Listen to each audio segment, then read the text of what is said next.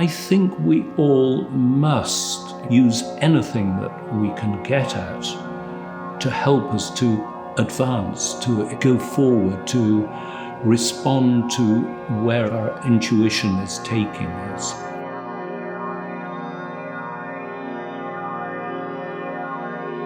I don't have a label I can put on myself. All I can say is that I'm Ben Jonson doing what Ben Jonson does.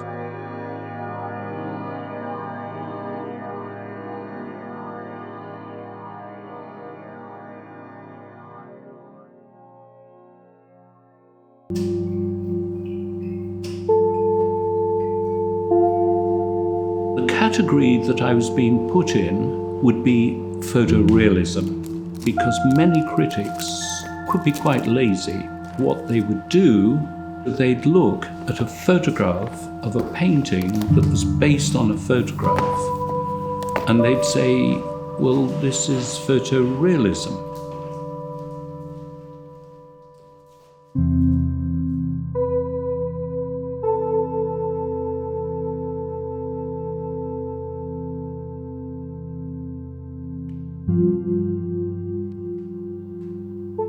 You don't use rulers, you must never use a rubber, you don't copy photographs. I was doing all of those things. I was rubbing drawings out, I was using rulers.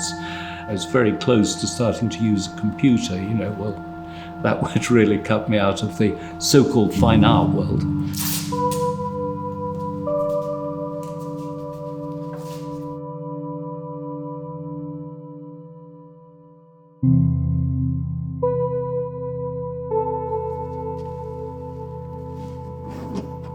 Geometry has always been at the back of all of my paintings.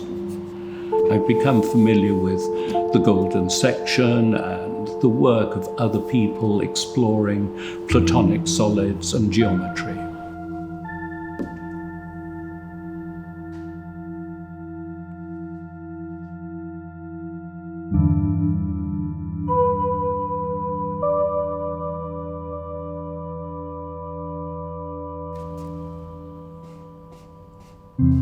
I don't know many artists, however successful they are, that aren't very insecure.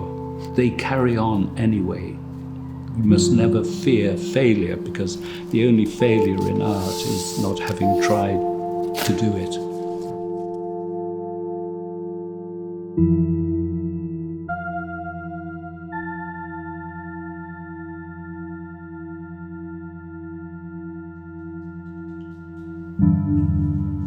I was interested in the paintings being used as a catalyst for discussing community and society and the patterns of cities as they are, as they have been, but as they might be in the future.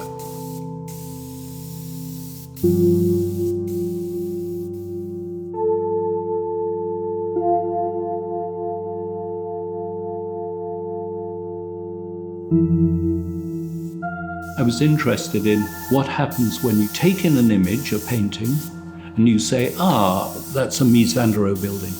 And then you walk forward and you say, oh no, it's a painting. And you walk forward even further and you say, it's just blobs of paint on the surface.